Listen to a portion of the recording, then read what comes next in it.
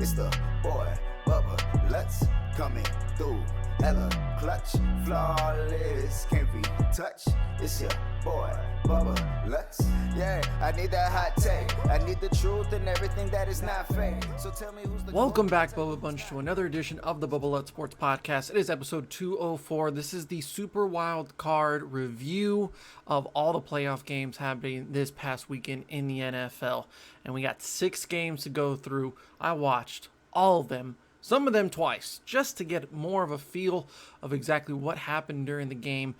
Sorry it's a little bit late. I really wanted to do this on Monday afternoon, Monday evening, but some things don't fall through, and here we are, but I didn't want to wait any longer.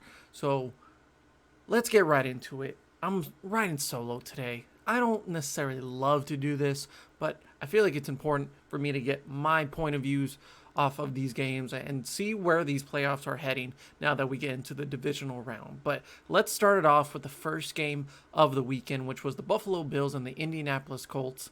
And probably the best game of the weekend. I think it was the most entertaining one. I watched the second half right after work, but I went back and I really wanted to get a feel for this game because if you've watched some of the previous episodes and we listened to the preview, my ultimate thing was, how does Phillip Rivers contribute to this game and whether or not he is the factor in the win or lose of the Colts.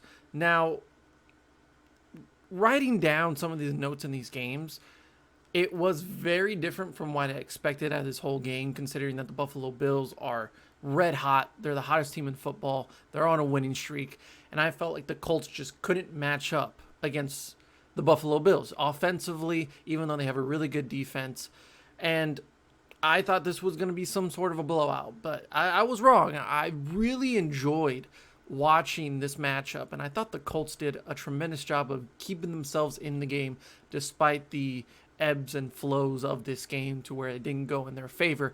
And writing down a lot of the notes in the first half, I felt like the Colts were playing better than the Buffalo Bills. I thought they were more in control with the time of possession. It was heavily in favor of the Indianapolis Colts. It was just really nice to watch Jonathan Taylor, who is going to be, in my opinion, a top 5 rusher in the NFL next year. Without a doubt for me, he's going to be a top 5 rusher. Considering what he was going to be out of college to a lot of people, of just a washed up, very gassed out running back. I think he alongside Hines has done a great job of getting the pressure off of Phillip Rivers and saying, you don't have to make the hero throws or force the ball down the field. We will gain those extra few yards just based on my abilities and my effort. And that's exactly what happened 2 days ago with Jonathan Taylor and the running game for the Indianapolis Colts. And considering the other factor, for me, the Buffalo Bills running game. So the running backs were very important in this game for me. I thought that the Bills running game did a really good job. Their running backs in particular, not just in the running game, but in the passing game and the blocking game. I'll get a little more into it later. The first thing I really wrote down was the Bills' second drive was what really stood out to me. Josh Allen here made me think that he's not nervous. He's not going to fall into the same trap that he did last season against Deshaun Watson and the Houston Texans in that spectacular game on Wild Card weekend.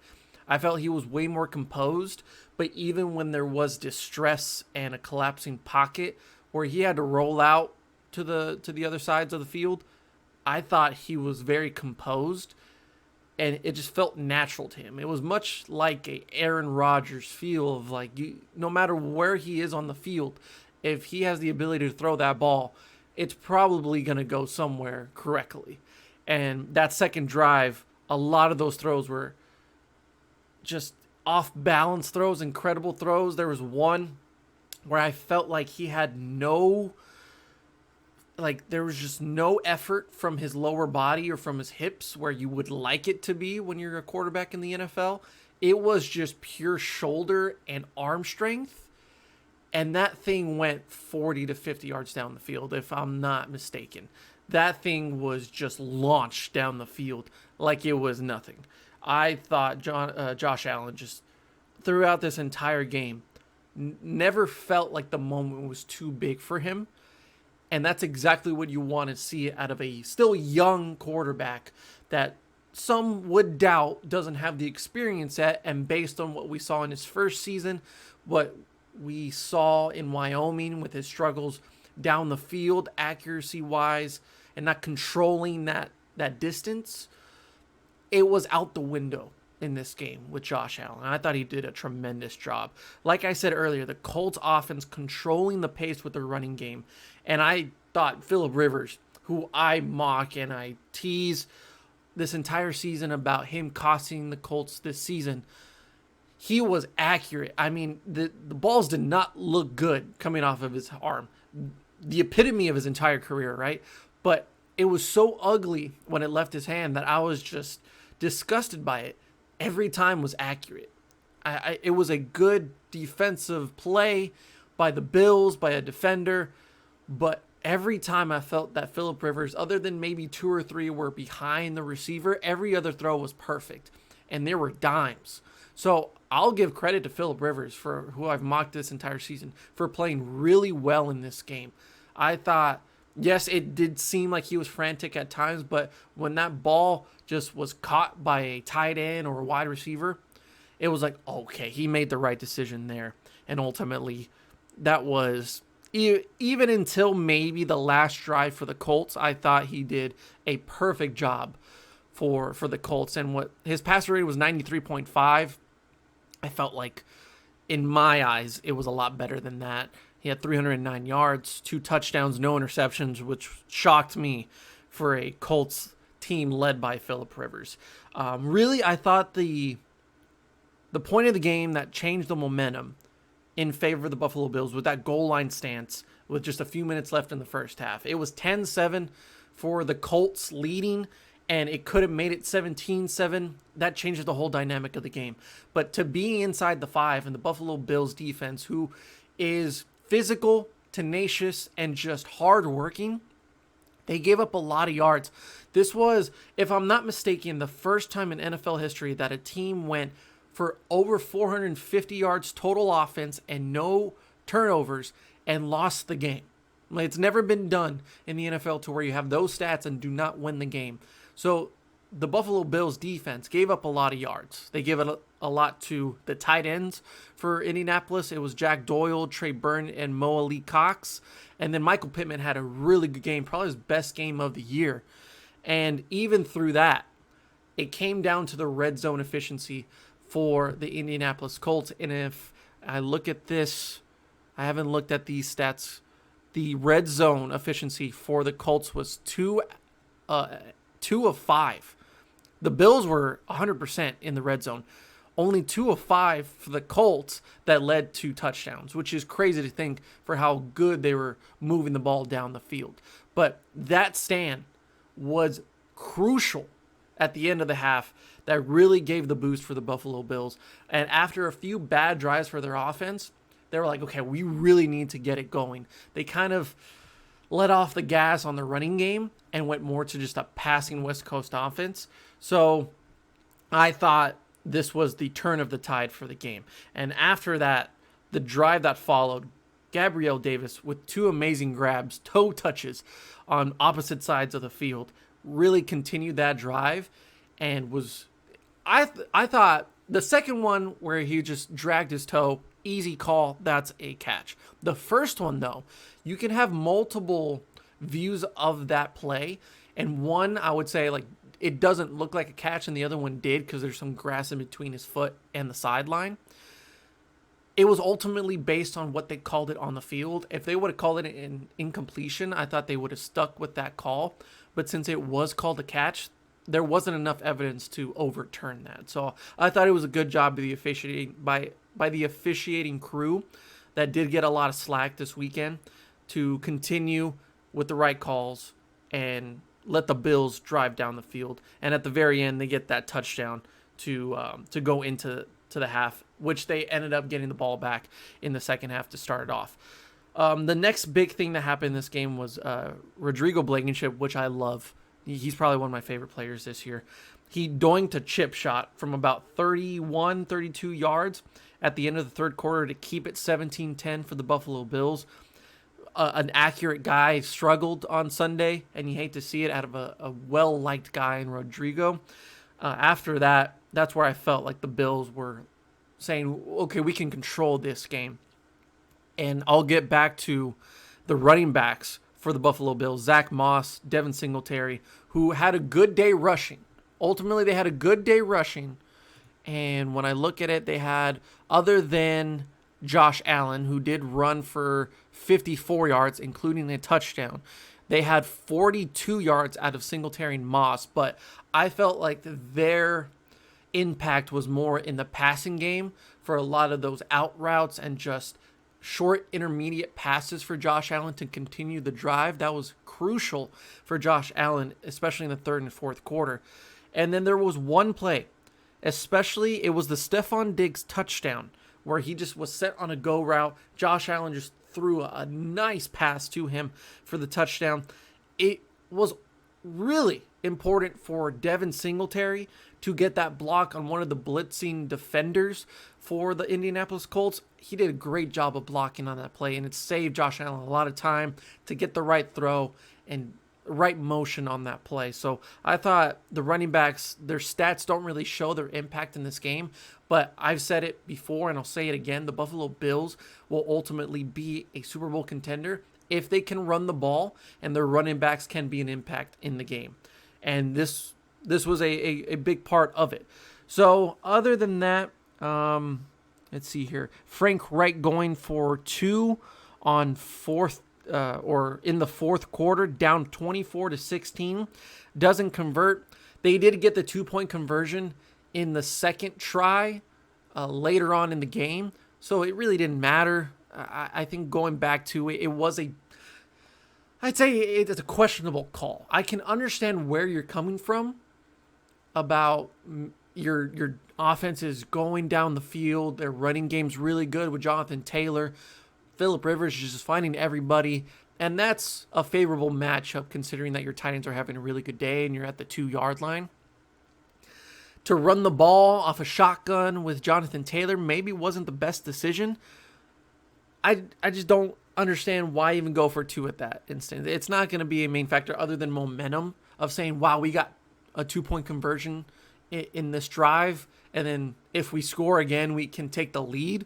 But you also are depending on your defense to stop the Buffalo Bills to no points, which has been limited as of the entire game. There's only a few drives where you really stop them, but every other time they get a field goal, they get a touchdown. That Zach Bass field goal from about 54 yards was important. I think it got them to the 27-point marker. I could be wrong there, but Bass hitting that field goal was right after that. It really didn't matter at that point whether you go for 2 or for 1. So I really don't look more into it than just face value, but I can understand where people say, okay, that was a bad decision. And then once we reached the end point of this game, the last 6 minutes really, I thought the play of the game was Josh Allen's completion on 3rd and 33 after his fumble that was recovered. And it didn't get him the first down. It got him to about 4th and 10, really.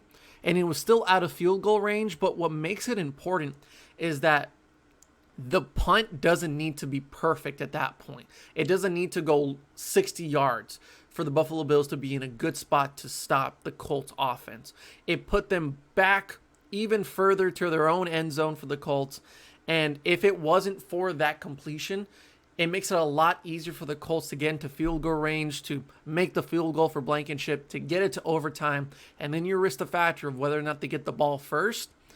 This completion that turned it from a 4th and 33 to a 4th and 10 to 15 yards, it was, to me, the most important play of this game, other than the scoring plays, of course. But after that, that's where the Colts had to be perfect.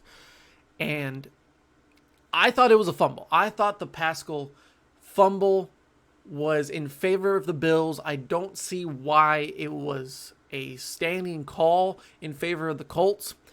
He wasn't touched when he was getting back up. He didn't give himself up. He went back up to get an extra few yards, and before he touched the ground, that ball was ripped out and recovered clearly by the Buffalo Bills.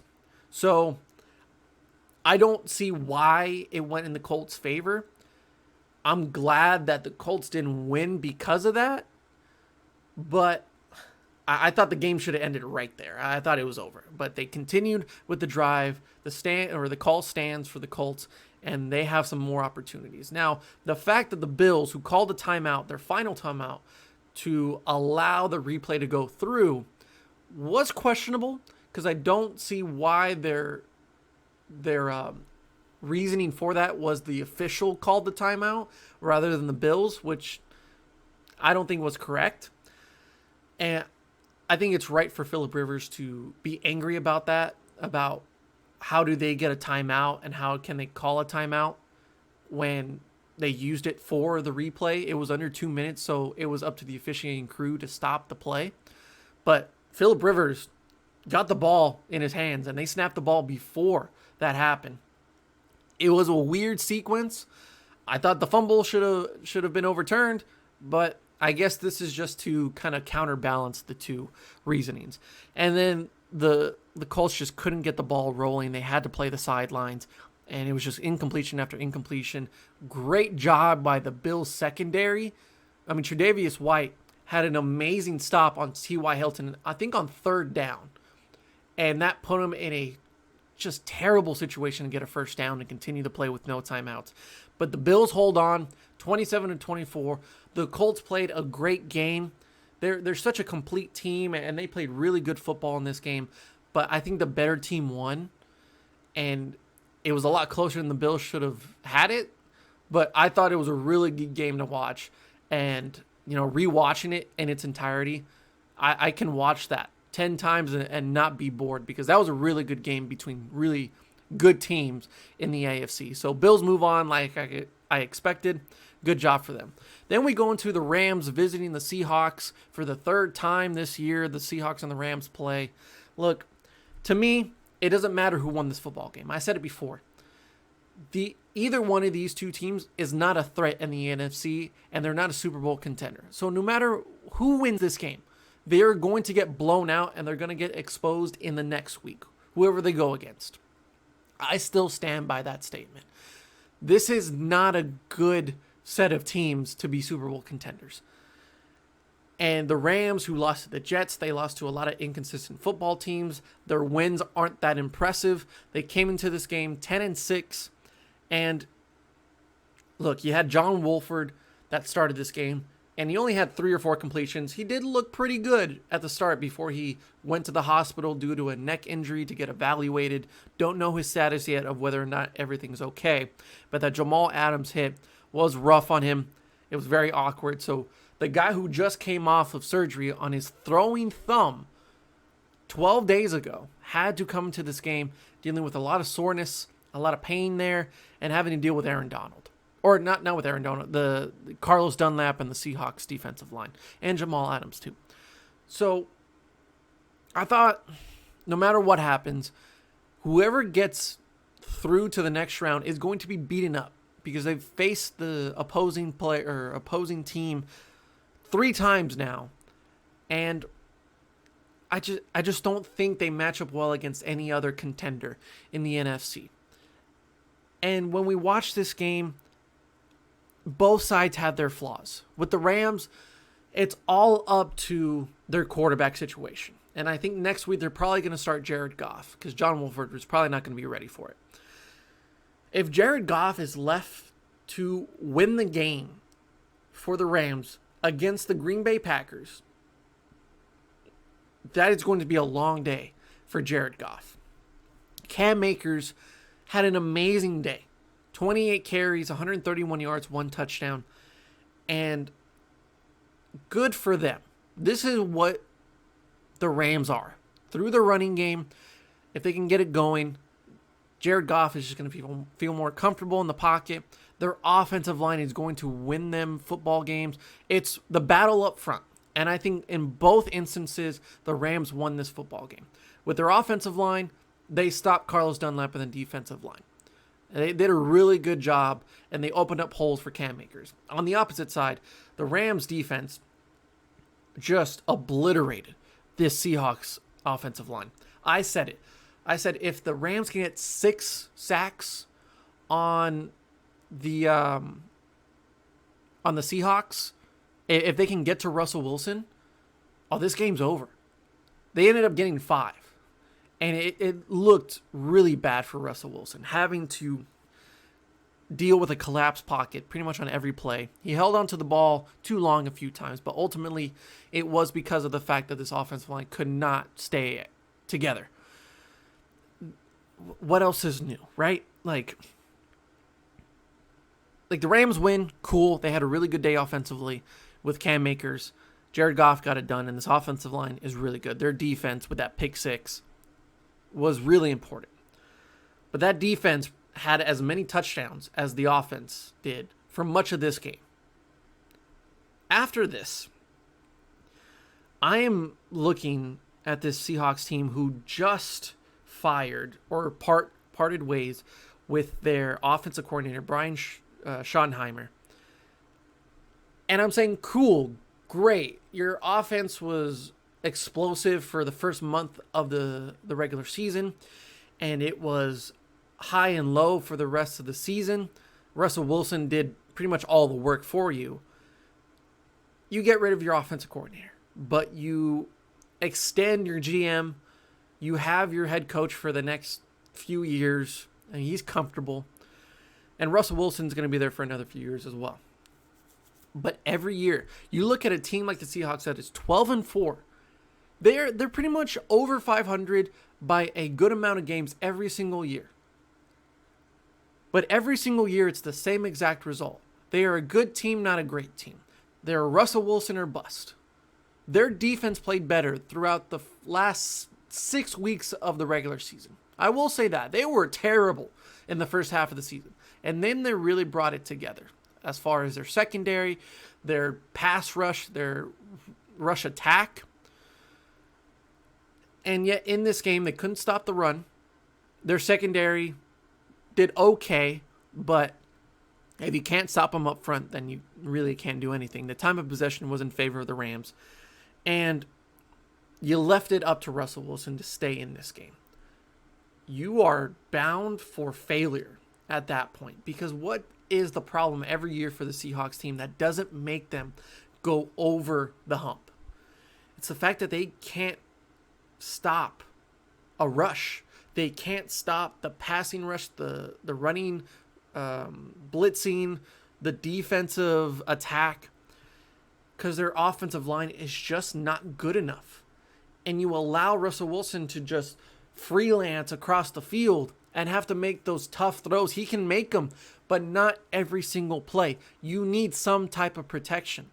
And if you're going to let Aaron Donald pass through on 90% of the rushes, well, you're going to fail. You're going to lose this football game, and that's exactly what happened. I forget who it was on TikTok that I was watching, and they made a bold prediction or bold take on Russell Wilson and said that he is the NFL equivalent of what James Harden is in the NBA. Really fun to watch, explosive, just a once-in-a-lifetime talent.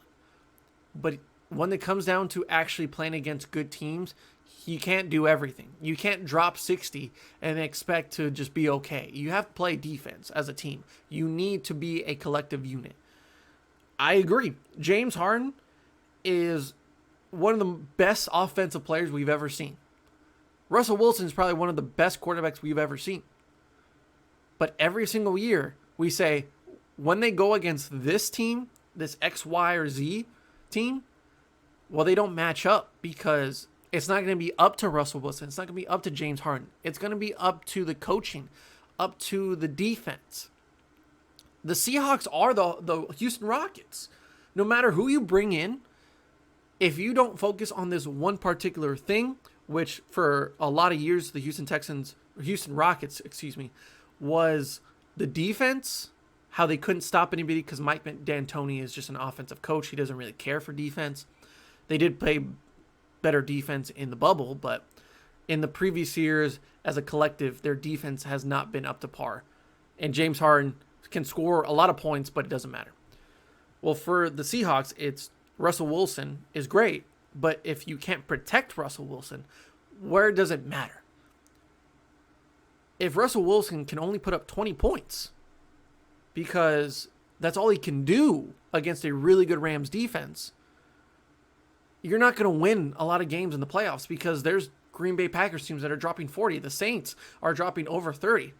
When it goes down to, if you make the Super Bowl and you go against an AFC team like the Bills, the Chiefs, or the Ravens that can drop 30 like it's nothing, well, 20 points isn't going to matter. So here we are again, where the Seahawks look really good in the regular season. Houston Rockets always look good in the regular season. They can win 50 games. It doesn't matter. You're the best regular season team. Great. That doesn't mean anything when you go into the wild card of the divisional round. And the Seahawks always lose in the divisional round or less. They haven't gotten past that since the Super Bowl years. And that's been 5-6 years. How are we still living in this circumstance of the Seahawks not getting an offensive line when you've seen it for over 6 years that your offensive line determines if you're going to get far? And here's another example of why the Seahawks are overrated. How they're just praised for their great record in the regular season, but they don't play anybody. And when they do play somebody in the regular season, they lose. So to me, it's just, they're deceiving. They're the most deceiving football team in the NFL. And guess what? You lose. Congratulations. You had another great regular season. You'll probably go 12-4 next season. It's not going to matter because every other team around you that is in the divisional round is better than you. And I'm not going to give really much credit to the Rams because guess what? Both teams on third down conversions were a combined 5 of 29. If Cam Akers is not in this game, this might be one of the ugliest playoff games we've ever seen. And for halfway through it, I was correct about being a field goal matchup of like 15-12, 18-12. That's what it looked like or how it was going. And then a few touchdowns later, the Rams win it. But guess what? You get the Green Bay Packers. And I don't think your defense can stop Aaron Rodgers. So it doesn't matter. I wasn't interested in this game, and I really don't care about either one of these teams. Congratulations, Rams. You get to stay another week. Sunday night football game on Saturday night was the Buccaneers visiting the Washington football team. Not really much here to look into. I thought the Buccaneers had something to prove, and I thought going into this matchup, they had to be like, we need to make a statement. Everyone going into this saying how we only have one win over a winning football team with a winning record this entire season, and that was the Green Bay Packers. Every other team was a dud. They blow out bad teams, but they don't look good against good teams. They needed to go into the football game against the Washington football team, who was 7-9, an NFC East winner. Congratulations, you're the worst out of the winners. You go into this football game after scoring 40 multiple times this year and getting it rolling with Antonio Brown. Tom Brady's feeling himself.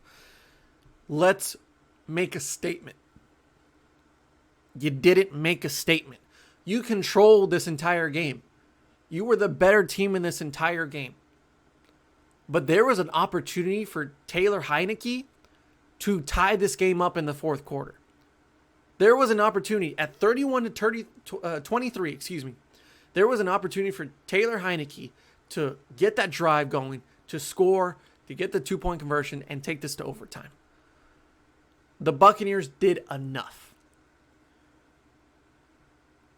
Chase Young, for calling out Tom Brady, only 2 quarterback hurries, no sacks, barely any tackles. The good thing that the Buccaneers did in this football game was bait that defensive line that was led by Chase Young. Montez Sweat got a few sacks on Tom Brady, but I thought they did a tremendous job of baiting them with screens and really setting the tone early that, no, we're going to determine the fate of this football game, and that was up front. Tristan Wirfs and Donovan Smith on the outside dominated this game. Donovan Smith, by the way, Penn State alumni, a Nittany Lion got his revenge on an Ohio State Buckeye in Chase Young. I thought that was a really fun note to look into, but the performance that Donovan Smith put up against Chase Young, who is the defensive rookie of the year, will not go down in the record books or will probably go unsaid. I thought that was a tremendous job by Donovan Smith and by Tristan Wirfs. This offensive line is really good. It allowed for Tom Brady to develop plays down the field for Antonio Brown, for Chris Godwin, and for Rob Gronkowski. Leonard Fournette had a resurgence for one game because, my apologies, I didn't know that Ronald Jones was out for this game. I didn't know that in the preview. But Leonard Fournette had himself a really good day. 93 yards rushing on 19 carries and a touchdown. Really good job from him. Mike Evans had a really good day. Antonio Brown had a nice day.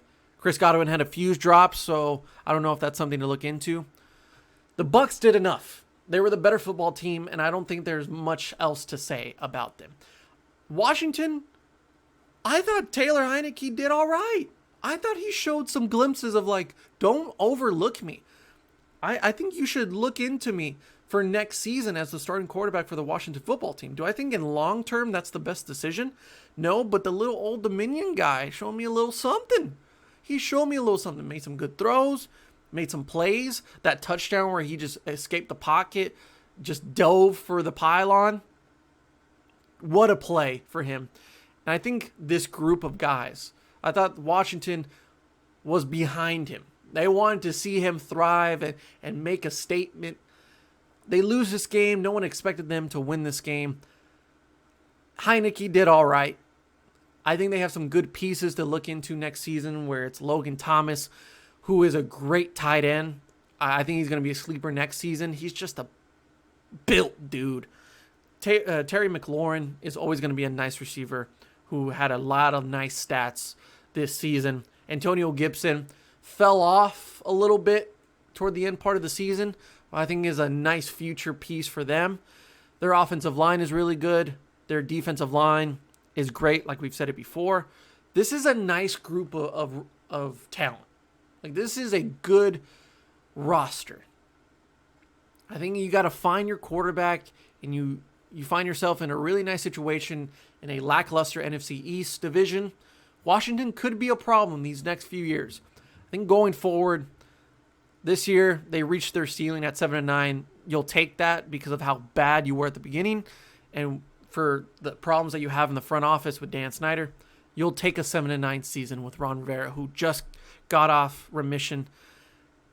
And considering that you almost didn't make the playoffs if it wasn't for the Philadelphia Eagles debacle, let's just go into 2021 and bounce off a bad season that could have gone worse. For the Buccaneers, I'm not intimidated. I'm not scared of the Buccaneers. They did what they needed to do, but it wasn't impressive. It wasn't anything to look into. They go against the Saints next week, and the Saints have had their number multiple times this season. The second time, it was even worse. So I don't think the Bucs have anything to really show for the season other than a playoff win and a big win against Green Bay in Week 6. Other than that, that's it. Move on to Sunday. First game of the day, Ravens-Titans, my most anticipated matchup of the weekend. Lived up to expectations, in my opinion, was a really nice football game to watch. The story, the elephant in the room is, of course, whether Lamar Jackson is going to win a football game in the playoffs. He's 0-2.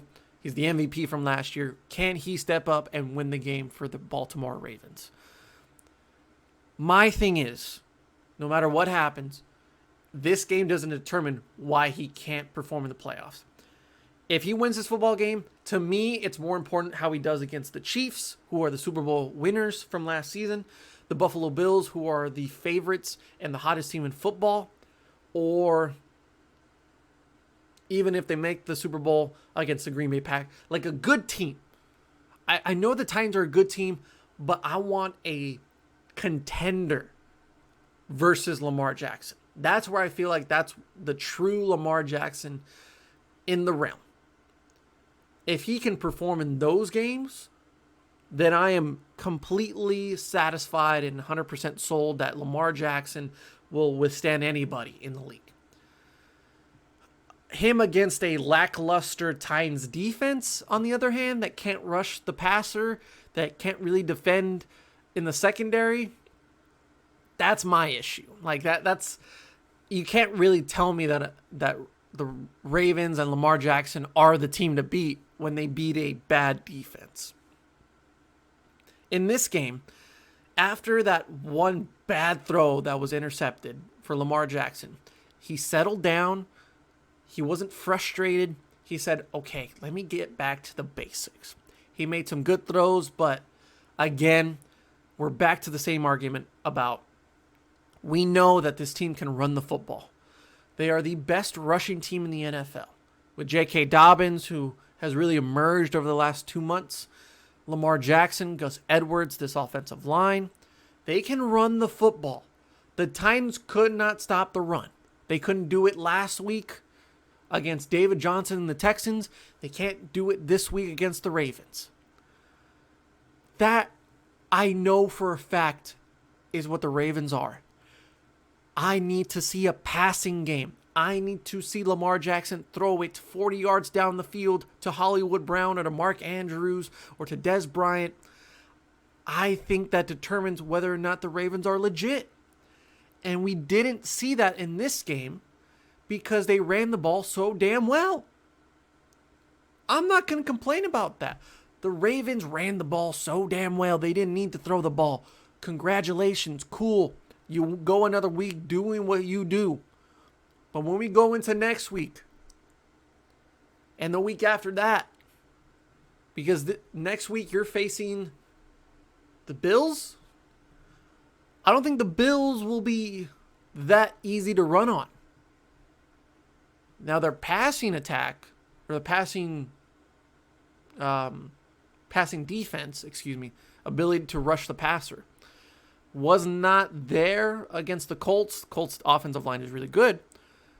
But that, to me, is going to determine whether or not the Bills win that football game. The Ravens can run the football, but can they pass? Can they throw the ball down the field? I've seen it in glimpses that Lamar Jackson can throw it deep down the field accurately. But to do it against the Titans, you didn't do it against the Titans.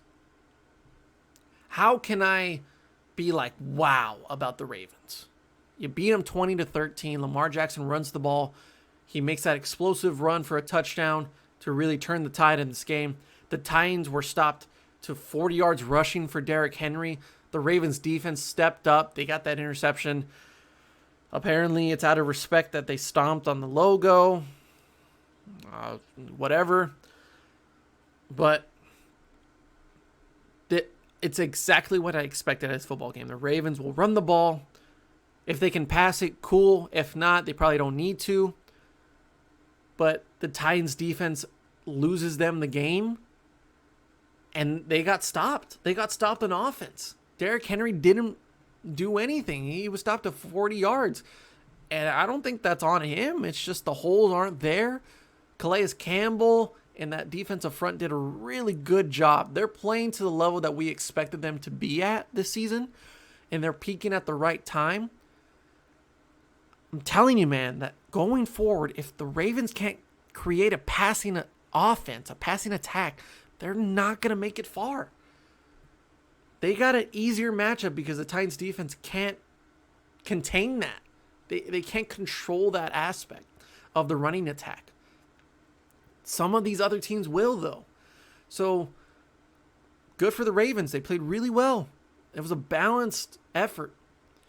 I just think that they faced a Titans team that isn't the same team that we saw last year. They're still great. I think they're a really good football team, but they're not the same that they were last year, and the Ravens were more hot going into this matchup. My sleeper pick this weekend was going to be the Chicago Bears against the New Orleans Saints. The Nickelodeon. I think the Nickelodeon thing is probably the best part of this game. Like, that was really fun to look at on Twitter and on Nickelodeon. But other than that, this was just a embarrassing loss for the Chicago Bears. For me, it was if they can establish the run with David Montgomery, and if Mitchell Trubisky can just continue what he's doing and just staying composed, make the accurate throws, and maybe take some deep shots down the field. Into the first half, they did that. They didn't get all they wanted out of the rushing game. But that Javon Wims drop was heartbreaking for the Chicago Bears team.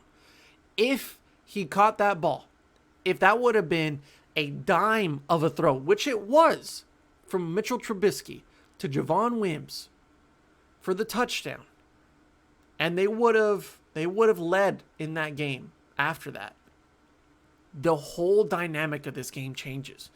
It may have still been a Saints win, but it would have been a lot closer and a lot more fun to watch later in that game. As soon as he drops that ball, I felt like there was just it's a double doink from 2018. It's a who's our quarterback in 2019. And for 2020, the Chicago Bears just aren't good enough. The Saints were not that great to look at in this first half. They came together in the second half, and by the end of the third quarter, it was over. Drew Brees, there's something going wrong there, and I don't know if it's just the impact of the injury that he sustained earlier in the season, and if he's not fully healed from that, he's still worried about taking the hits. But there's something about that where I'm not seeing the it factor from Drew Brees anymore. Now, his relationship with Michael Thomas did not miss a beat, and he found the holes in the Chicago Bears defense. The Chicago Bears defense did all it could. Missing Jalen Johnson, missing, who was it? Darnell Mooney, who probably would have been in Wims's position on that deep pass. Mooney would have added a deep attack to this Chicago Bears offense that was lacking. But Jalen Johnson, who has played really well as a rookie, would have been nice to have in this game. They had to play coverage, zone coverage in this game. And the Saints just took care of that. Drew Brees is going to be easy with that. But I'm missing the explosiveness from Drew Brees and his arm. I don't feel like it's all there. So it's purely based on what Alvin Kamara is going to do for this team. Kamara played really well in this game. Just under 100 yards rushing. He probably had over 100 yards total with a touchdown. That is their offense. Without him, there is no Saints offense. And I think they will win against the Tampa Bay Bucks next week. But their performance against the Bears, it was a 21-9 win. It was good, not great. I don't know. I feel like the Saints are just kind of there. I feel like they're a great team. I just think there's going to be a end of the road for them because of Drew Brees, who's probably going to be retired after this season. I don't know. I don't know. I'm very questionable about the Saints after this performance.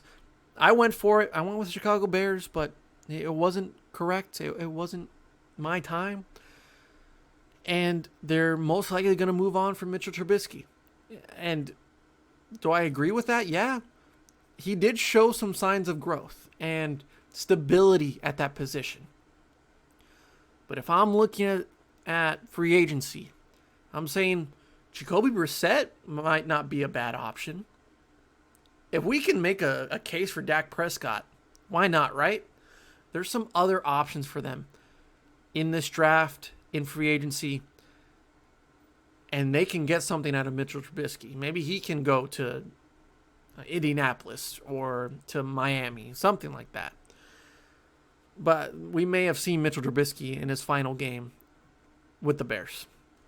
I think that's the bigger story rather than the Saints. The Saints played good. Move on. Final game of Wild Card Weekend. And ladies and gentlemen, I should have stuck to my gut. I should have done it.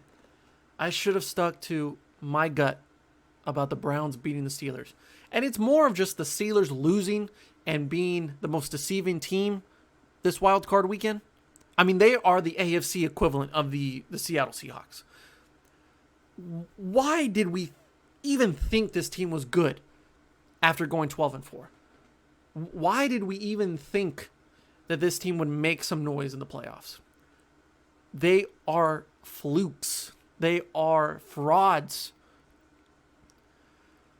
But let's let's just give it up to the Cleveland Browns, ladies and gentlemen. Cleveland, after that first play to where the snap goes over the head of Big Ben and you recover it in the end zone for the touchdown, and then immediately after you get the interception, you go up 14-0, and then you get the ball back and you get it up to 21-0. Oh, guess what? It's 28-0 by the end of it. And just a little piece of me was like, well, just don't brown it. Just don't be the Cleveland Browns and choke. It might have happened. It was so close to happening. But the Cleveland Browns hold on. They win 48-37. They don't allow the comeback.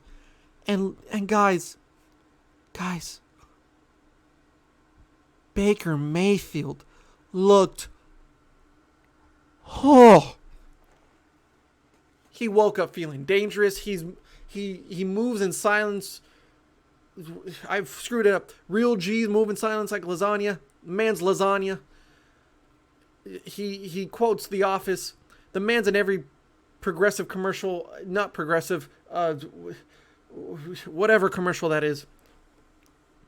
Baker Mayfield is playing better football in the last probably month. I'm going to go there. Than Patrick Mahomes. Stats don't lie. He's playing better than Patrick Mahomes. Man was wheeling and dealing. Nick Chubb pounding it in the face of the Steelers, who can never stop the run. They couldn't run the ball either. Ben Roethlisberger, you had 4 touchdowns. You had 5 interceptions. You threw 68 times. Oh, it don't matter. Juju. Hey, Juju. How about those TikToks, buddy? Even throughout this entire thing, and the Browns outplay the Steelers, Chase Claypool goes on Instagram Live and says they're going to get clapped next week. You know what? You might be right. You might be correct. Because I don't think the Browns have a chance against the Chiefs.